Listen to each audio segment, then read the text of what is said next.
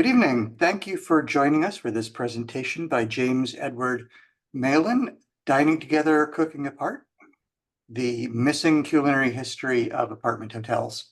James is the Engineering and Science Librarian for the Cooper Union for the Advancement of Science and Art, and a food history researcher.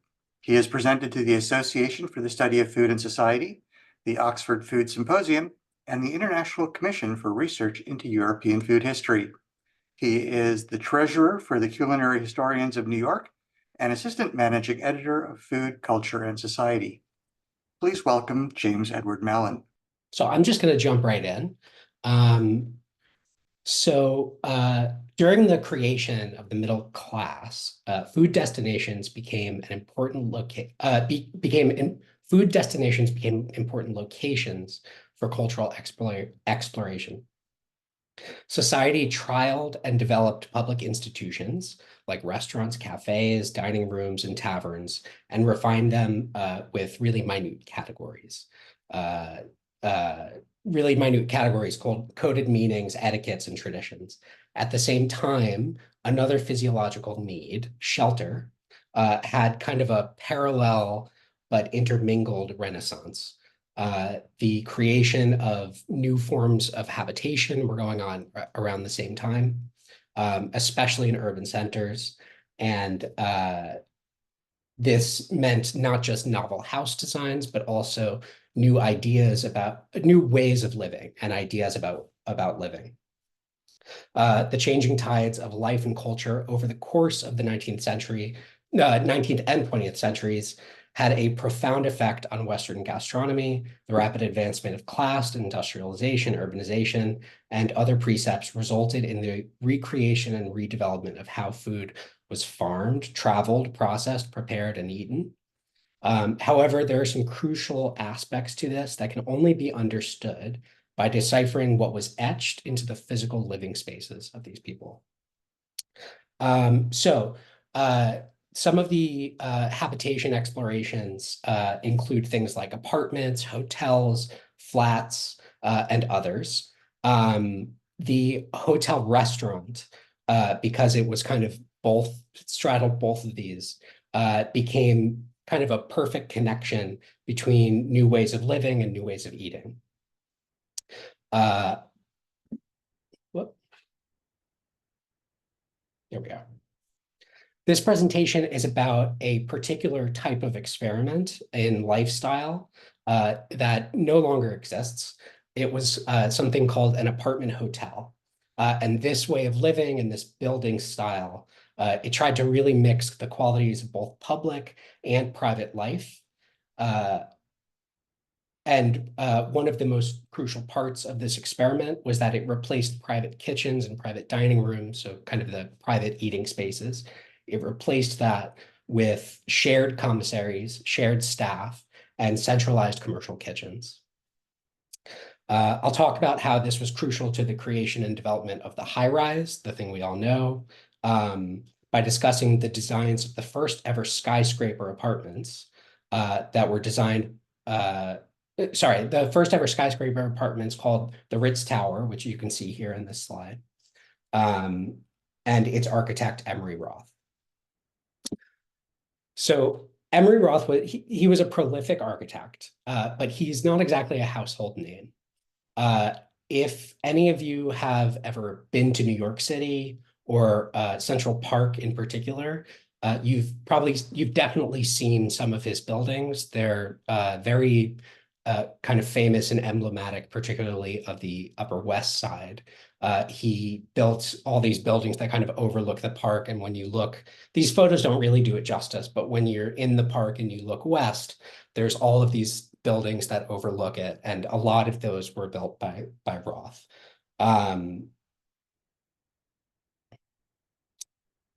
Roth was, there we go. Roth was a Jewish-Hungarian immigrant who moved to America in 1884.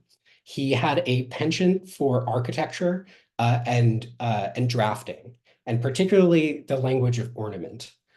So in this period, the aesthetic the aesthetics were really about, especially in architecture, were really about neoclassical ideas, right? So there was this resurgence and interest in antiquity. And although I do think that the designs speak more about the Victorians or the Gilded Era people than they do about antiquity, that was really popular and interesting at the time. Roth got really interested in, as a really young person, got really interested in these ornaments and really focused on them. Um, and the significance of ornament is essentially that's what makes your building, it's what makes it, it's what gives it a signature look, right? A brick building is a brick building. But if you put a particular design on it, um, uh, which because of recent industrialized processes would, you could order these ornaments out of a catalog or something like that. You would stick some of those to your building and it made your building signature. So he was really interested in this from a really early age. Um, and I will say he had some really interesting kind of culinary connections really early in his life. So here you can see this is a design he did for a drawing room, and it won an award for incorporating maize, right, corn, into this idea of ornament. So you can kind of see all over this drawing room. The fireplace is kind of made out of corn stalks. The wallpaper looks kind of like corn tassels. There's ears of corn anywhere. And the story behind that I won't go into, but it's kind of funny. But this did gain him some attention from Daniel Burnham and John Root, who were probably the most famous architects in Chicago at the time. And they were right in the midst of designing the White City, which was, if you don't know, it was kind of the physical design and architecture of the Chicago's World's Fair in 1893, also called the World Columbian Exposition. So he caught their attention from winning this award, and they hired him. They hired him to kind of render classic buildings and classic designs and things like that. But he was so successful that they actually ended up giving him an assignment, and he got to design one of the buildings. And this, what you're looking at on the left photo here, this is behind the statue, this kind of gate thing. It's what was called a peristyle, and it's overlooking the lake, right? And it looks the same on both sides. And right, I don't know if can you see my mouse if I do that? Okay, great. So right over here, of course, is this thing that was based on the Temple of Vesta, and it was a chocolate pavilion, is what they called it. So there were these two kind of chocolatiers that both had pavilions, right? And it was kind of a refreshment thing.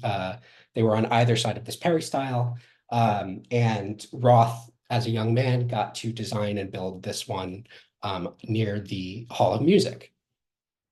In a possibly apocryphal tale, Roth was working late one night in the Burnham and Root office, and a distressed Richard Morris Hunt came in, who, if you don't know that name, he was probably at that time the most famous architect in the United States.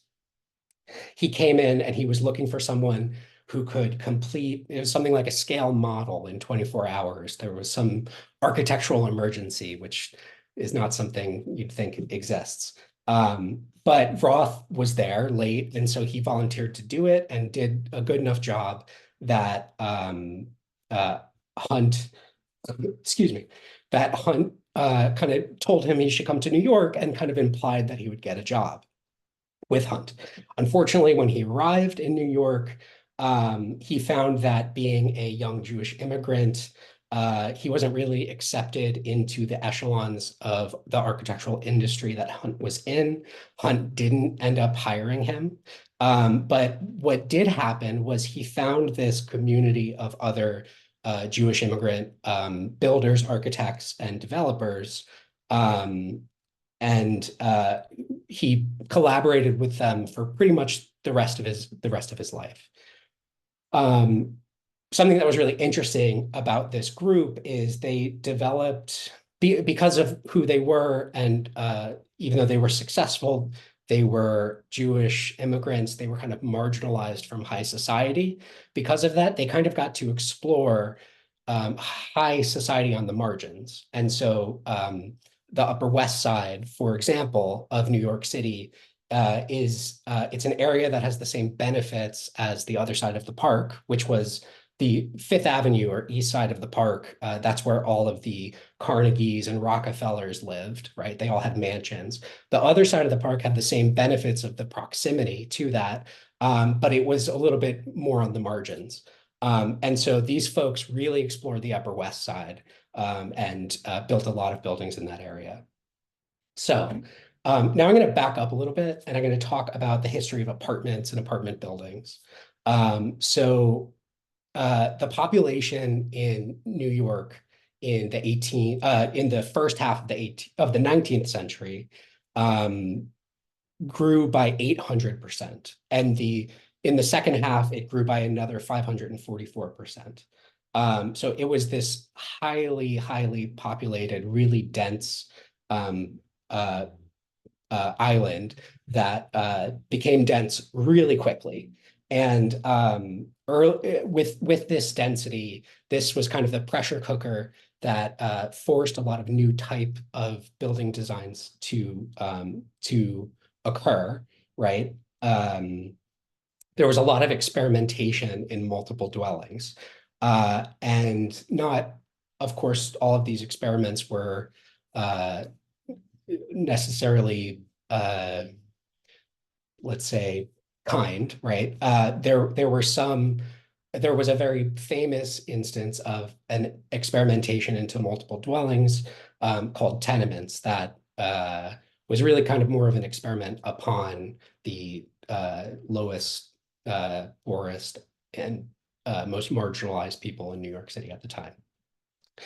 So essentially, tenements were these highly dense habitations. What originally they were in the first half of the 19th century were kind of single-family dwellings, single-family homes that were subdivided, right? So all of these apartments were kind of cut from a larger building. And but then it became really an industry unto itself. And so people built new tenements to be these kind of highly dense habitations. And I will say, so tenements, this term, it was eventually and is now kind of more associated with slums, right? The idea of a slum. And so if that's well, anyway, so this was let me see. Oh, here. There we go. Okay. So these were intensely packed homes, right? So of generally very poor people. And because of that, they became kind of vectors for disease and fire and death. And it was a well-known travesty in the city. Over the course of the 19th century, really into the late 19th century, this era of progressives kind of sought to legislate and improve these habitations. And now traditionally the progressives are kind of really lauded for their, forward-thinking, like democratic ideals or something like that. But in point of fact, the only way that they gained their political will to get things like this done was essentially the way that I describe it is fire and cholera see no class, right? So, even though there might not be problems with fire in your neck of the woods, if there's a huge fire that happens downtown, it could spread to your neighborhood. And same thing with disease. And so the legislation was really born out of that idea. It was very kind of paternalistic. Let's see. So in 1867 through 1901, because of this progressive movement, the state of New York passed this series of laws called the Tenement House Acts. And there's a lot of different pieces and parts of the Tenement House Acts. I won't go into all of them, but one that I really want to point out, if you're not familiar with this thing is on the right-hand side, this was something that came about from the second one, from 1879. And it was something called the 1879 Tenement House Act mandated that there be a certain amount of air, right, a certain amount of open space per apartment. And because the most people kind of lived along the long part of the building, essentially this design, what was called a dumbbell, it was it looked like a dumbbell from above. So the facade was full size and the back of the building was full size, but in the middle it kind of bowed together. And when you put two of those bows together, it creates this air shaft. And that's what you're looking at over here on the right-hand side. Of course, these were, this is not probably what the law meant by fresh air and sunlight. You were generally looking at a brick wall as, some of these still exist today in New York. And some people's windows, it just looks into a brick wall. But oftentimes too, it might have just looked into somebody else's apartment. This was a very well-known thing.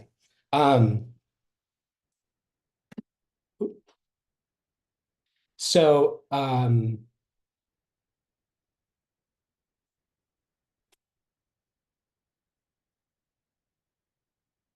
oh, and the last thing that I want to say about these is it's really important to understand that at this period, culturally at least, there's or legally, there's really no difference between an apartment or an apartment building and a tenement.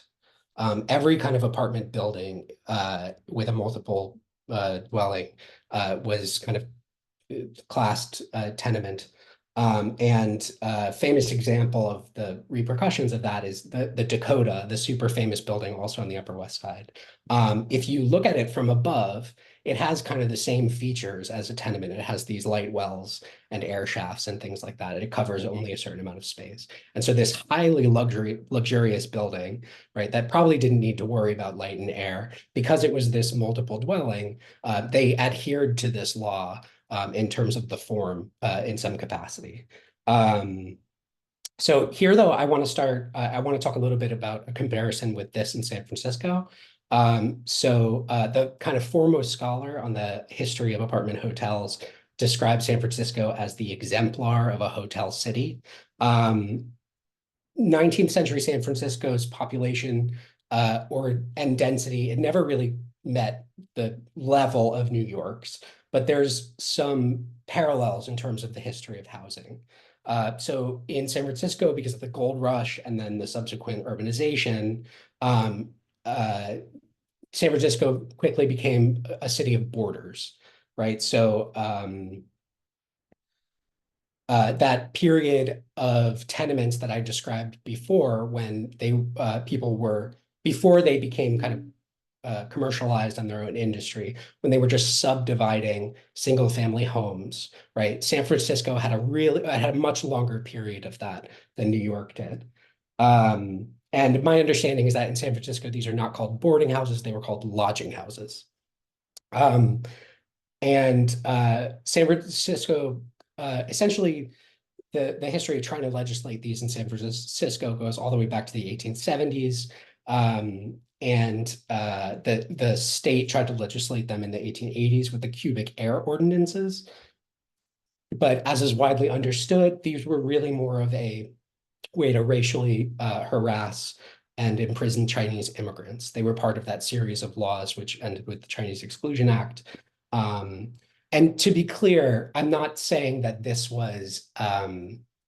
I'm not saying that there's a categorical difference from the laws that happened in New York City. It's just it's way more overt in San Francisco. So essentially, after the 1906 earthquake and subsequent fires, which decimated about 80% of the city, there was a huge building boom in San Francisco. And this group got together and uh,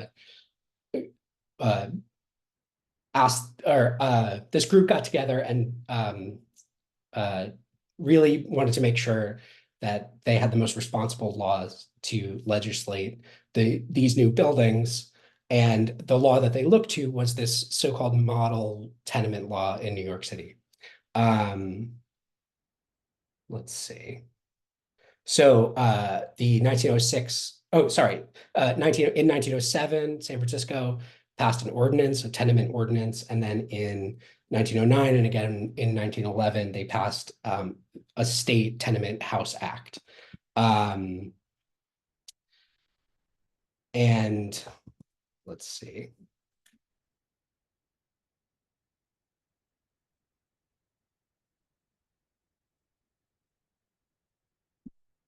So, excuse me, I think my slides got a little out of order here. Well, regardless, it still makes sense at this point. What I wanted to show was before the 1906 fire and subsequent re-legislation, and the same fire that burned down the Palace Hotel that was built in 1875. If you look at the floor plan of the original, it's a highly dense floor plan, right? It takes up this city block, and pretty much there's rooms in every piece of it. It's really packed together. And of course, this is a luxury building, right? And there are these kind of open courts that you can see. This central court was kind of enclosed in glass. But it has these open courts, but it's really nothing in comparison to when you look at the Palace Hotel in 1909 that was built under the same type of tenement housing law. You can see that it's far less dense, right? And so even though it has the same footprint, right, it's that same city block, it's far less dense. There's just less rooms that are part of it. And that had to do with the coverage that you could have as part of your building, which was part of the tenement law. So next I want to talk about hotels. So you might think of hotels as another experiment in mid-19th century American design. Hotels became this very American emblem because of their scale. Any city or town with a hotel represented that that town or city had enough cultured inhabitants to support it, right? These are big institutions, so they need a lot of people to support them. And so it's kind of it's a nice emblem for your city if you have a hotel. But something that I really want to stress is that even from the very beginning, hotels are not, they don't have the same association with transients that we have with them today. So people, especially in the bourgeois class, people lived in hotels from the very beginning. With their luxury and relative affordability, hotels became one of the primary modes of habitation for the middle class. And by the 1860s, half of all the rooms in New York were inhabited by permanent residents. And what was really key was how these hotels threaded the needle of being vertical, dense, and relatively affordable, with also being kind of luxurious and not losing their kind of exalted status, right? And the way that they did that, of course, was their amenities, and the most important amenities of all were their food services. So hotel restaurants were really crucial to American bourgeois culture. Paul Groth, the historian, said living in a hotel offered a gregarious existence, not possible in private houses. Grand hotels were built for crowds, and hotel life was spectacularly and notoriously public. In an expensive hotel, bar rooms concentrated political and business life, and dining rooms the social life. And a really large portion of American restaurants were actually the dining rooms of hotels, right? And this is something that we see kind of in our food culture everywhere, right? Parker House rolls and well, there are all these dishes that are named after the hotels that they were created in. And essentially, if you lived in a hotel, that restaurant that was part of the hotel became your cafeteria. Um, but essentially, the point that I'm trying to make here with this is that the line between what apartments were and what hotels were, and apartment hotels, much less flats and French flats, and something I found called a garden type masonette dwelling project, um, they were really culturally blurry, right? So there's not a lot of difference between these things. Um, and something that I think is really emblematic of this blurriness were actually the two buildings that Roth built in his career. Um, they were his first works. He worked with the developer Albert Sachs in 1899 and then in 1893. He built two residential buildings. The one on the left that you can see here, it's called the Saxony Apartments. It's still there. It's on Broadway and 82nd Street.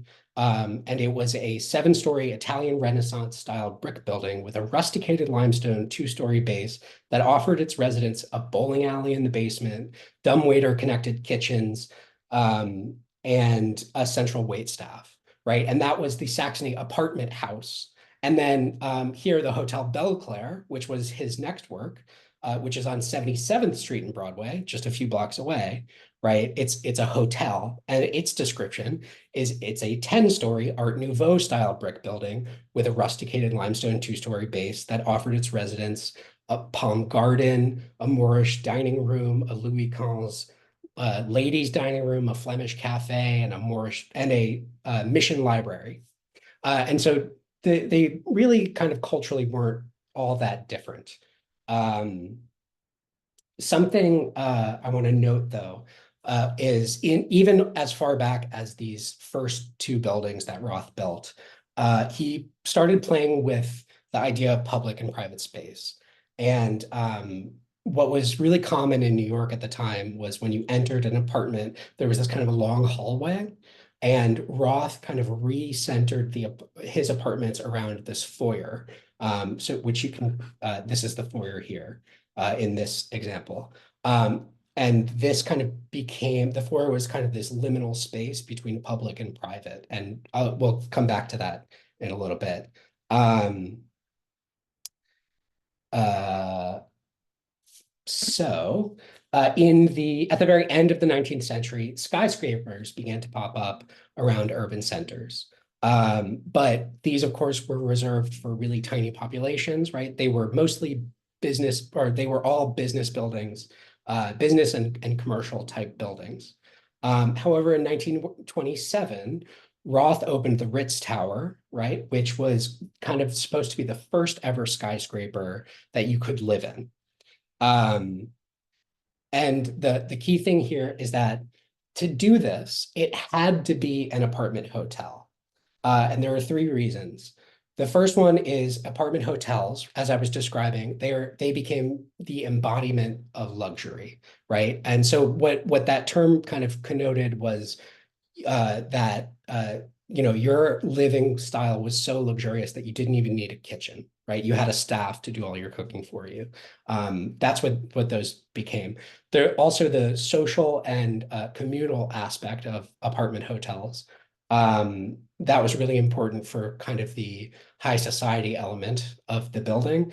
But the really key one that I think is fascinating is it had to be an apartment hotel because Roth wanted to skirt the law, the tenement law, because as you can see, it can't really have the form of a tenement if it's going to be a skyscraper. So the way that he did this is really interesting. And it goes back to the way that a tenement is defined in the tenement law is the following. 3 families or more living independently of each other and doing their cooking upon the premises. And so, for culinary historians, I think that's probably really fascinating, the whole idea of what a home is or what a house is being this gastronomic thing. I also want to say, though, that I mentioned that I found the California law. The California law defined a tenement as any building over 1 story that was occupied by 4 or more families living independently of each other, doing their cooking on the premises. So clearly, not only is this model law, but what I kind of posit is the kind of big grand hotel high society culture in both cities happened because of this. Uh, let's see. So when you entered the Ritz Tower, you walked into the building through one of 2 entrances. There was one on 57th Street that was for the residents, and one on Park Avenue that was kind of for the public. Uh, the Park Avenue one was this kind of grand public entrance. And there were 3 dining spaces. The first one was a tea room that was situated in the sight lines of both of the entrances. And its walls were painted to mimic the sunlit sky and landscape of a Pompeian patio, complete with large sputtering fountains and Mediterranean foliage. And this was a feminized space, right? So this was it was a place where ladies would come and have their tea, and kind of the reason why it was situated in sight lines of the entrances was because this was a high society thing to be seen and to show yourself. That differentiated itself from the grill room, which was downstairs in the basement, which was a masculinized space. And, think basement, not a lot of windows, smoky meat. It's a grill room. And, obviously, if you think about the period that this is in, this basement grill room was very popular because of prohibition. So those were 2 spaces. And then, oh, sorry, these are the photos here. So the photo on the left, this is the tea room. And the photo on the right, that's what the grill room looked like. And so, I mean, basement, but it's definitely a little more elegant than, just a basement. But anyway, so then the third space was the main dining room, and Roth designed every little aspect of this entire dining room, from the wall sconces to the window subcasings. The dining room, it was fairly large. It was not a law, obviously, but it was kind of a tradition that in a apartment hotel, there were enough seats for every hotel room, right? And so it being a luxury building, there were big apartments, which meant a smaller amount of people. And so it's not the biggest dining room, but it's fairly sizable. And this dining room later on in the 1950s became the home of the Pavilion, La Pavilion, which of course was a very famous restaurant. It was there briefly. So in apartment hotels, dining and cooking were shared enterprises. The kitchens were these large industrial spaces that were always in the basement. And they were generally connected to the inhabitants in 2 ways. Either through, the apartments in 2 ways. There was a wait staff of the dining spaces, and then there were also dumb waiters that were connected to either, if not every apartment or room, to kind of that landing. And because of this, they were really criticized for their impact on like family values. But some feminists like Dolores Hayden saw this as what she called a freeing from the cult of domesticity. So this kind of new style of living where everybody could kind of afford having a staff appealed to some women as much as single men. So I want to show you, so this is the typical floor plan of most of the Ritz Tower. And I want to just, I want to just focus on a particular piece of it. This is just one apartment/room. And as you can see, there's of course no kitchen here. So in blue, that's the apartment or private space. And then in red, That's the kind of public space that you would enter through, right? And then in pink, this is the serving space. And so this is kind of the interconnection between public and private.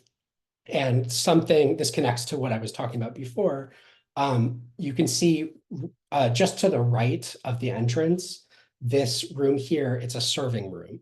And essentially this was similar to that foyer, right? But it was this kind of culinary version of it. And so here, let me show you that. So essentially, when you ordered something to your room, right, it would be cooked in the kitchen in the basement. And then there was a separate elevator.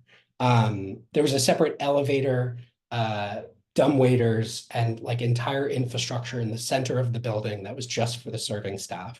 And so they would ride up, the food would ride up in one of these dumb waiters, the staff would ride up in one of these elevators, but they would actually walk through the public space and get to your private apartment.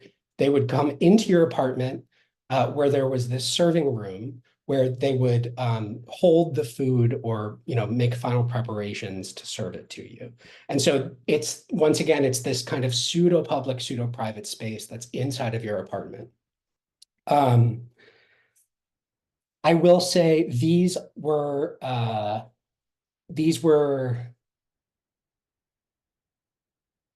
of the downfall of this type of living. They were pretty much kitchenettes, and they were sold as kitchenettes. They were often advertised as having newly electric utilities, right? That didn't need an infrastructure, right? They had like a toaster, right? So you could cook your own food. And it was kind of a wink, wink, you can cook your own food, right? Because it's obviously illegal. But there's also all these accounts of people, in particular in the Ritz Tower, of people who, when you walked onto a floor, you could smell like burning or, something cooking. It was kind of a well-known thing that people did this. And in particular, these apartments, the like kitchenette / serving rooms, had special urns, they had toasters, they had these fancy white enamel porcelain electric refrigerators, and some other devices that came with them.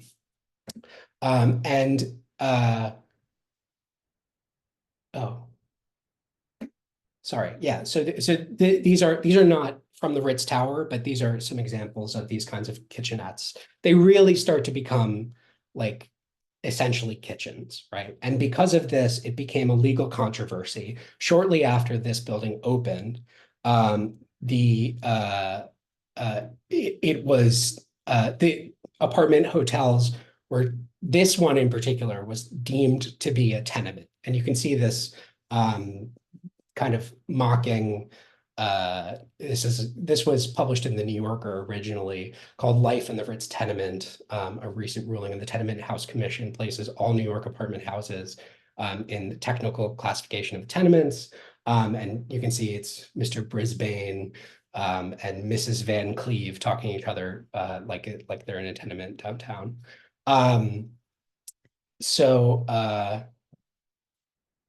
Let's see. And that was really I absolutely love this. I kind of want to get it framed. I